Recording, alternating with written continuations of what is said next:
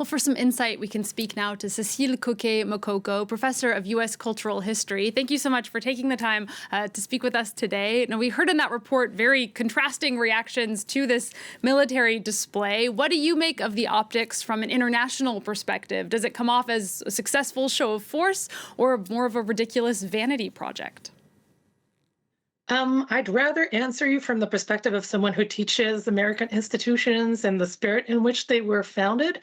And I must say, it's very unsettling when you know that the founding fathers of the American Republic were extremely opposed to having, in the first place, a standing army, and let alone an army that could be militarized by just one person, namely the President of the United States, without necessary congressional approval, and essentially superseding the authority of the governor of an individual state, as in the case of California.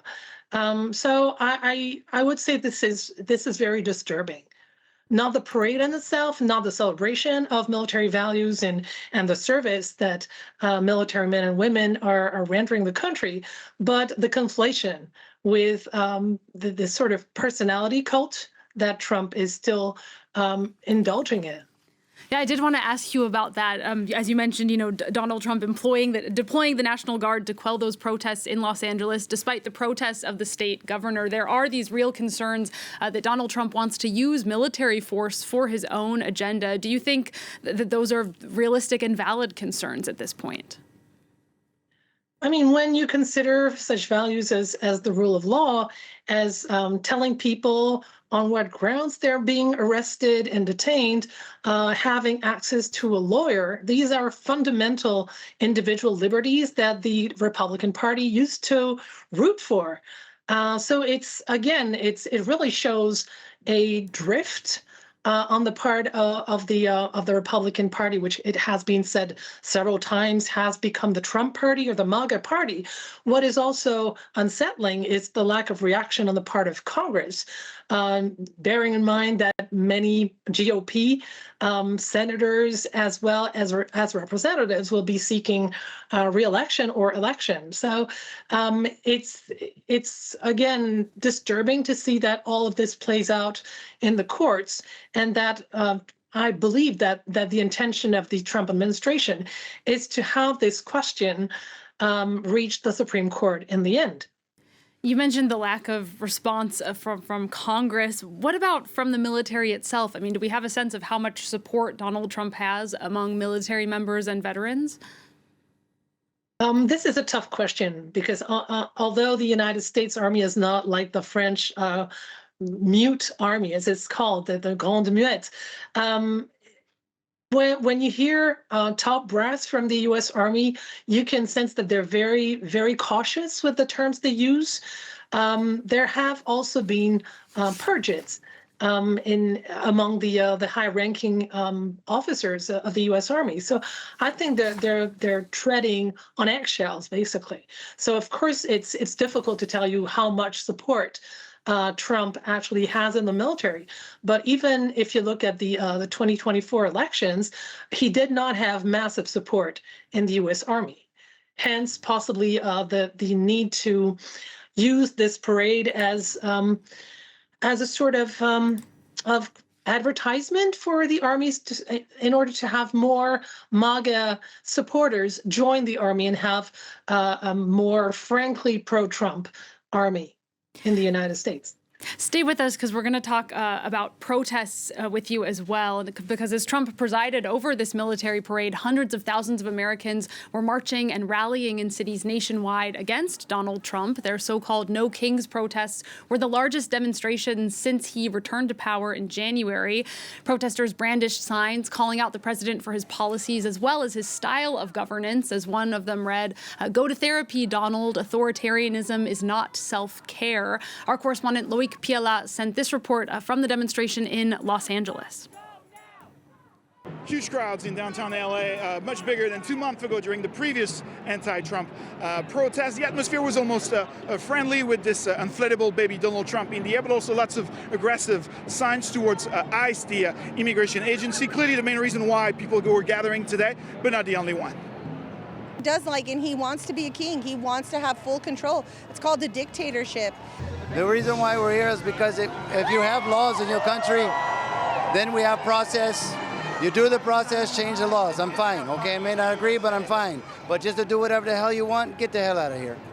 He's trying to do a parade with tanks and stuff and, wearing a military attire, which, that's like the first sign of any dictatorship. I mean, Mussolini did it, Stalin did it, Mao did it. Every single major dictator has always had some type of military parade. He watches TV, God knows. I mean, I don't know how many people are here, but I'm so excited him seeing so many, and it bothers him, Unlike other presidents, it really bothers him. So I'm excited about that. I want him upset, peacefully. It wasn't the first anti-Trump protest. It probably won't be the last. And as always, that's in question. Will the public pressure force Donald Trump to back down? So far, he hasn't shown any sign of compromising. Our correspondent Loic Piala reporting there. Let's come back to U.S. cultural history professor Cécile Coquet-Mokoko. These No Kings protests are the biggest we've seen since Trump came back into office. Is it a sign that the Trump resistance movement is finally getting its energy back? I think there has always been a resistance movement to Trump. How organized is it? Is another question.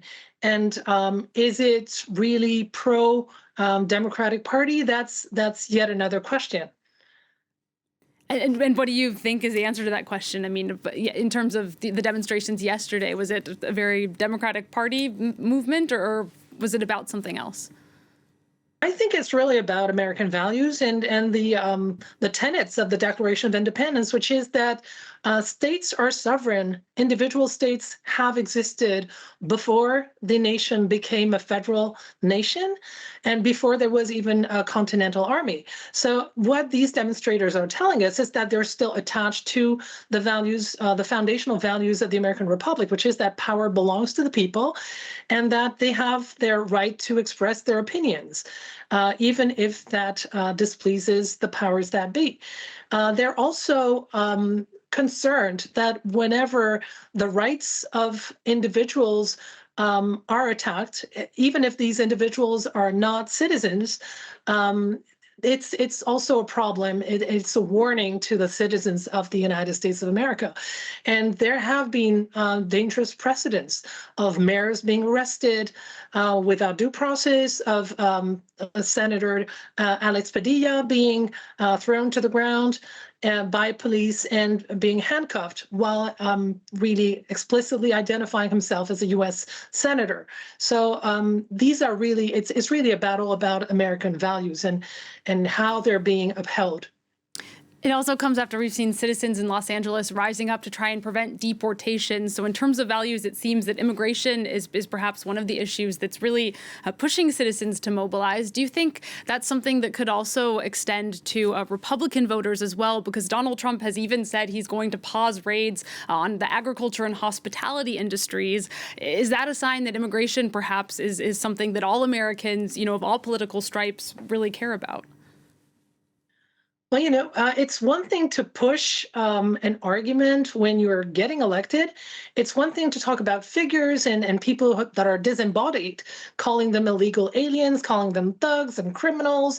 It's something else when people are being arrested at Home Depots, when ICE is entering communities, and God knows how Americans are attached to their communities, because again, this is the core cell of American democratic life. So when campaign promises are translating into reality, this is where people become politically engaged and committed. Now the costs that the massive deportations are going to mean for the agricultural sector, the construction sector, is yet another reality that the Trump administration and also the lawmakers have to come to terms with.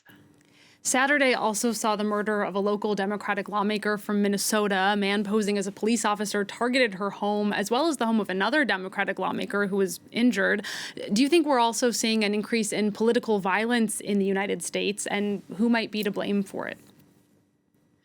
Clearly, the polarization of political rhetoric, the inflammatory rhetoric that we've seen ever since the campaign against Hillary Clinton, when Trump supporters were chanting "Lock her up."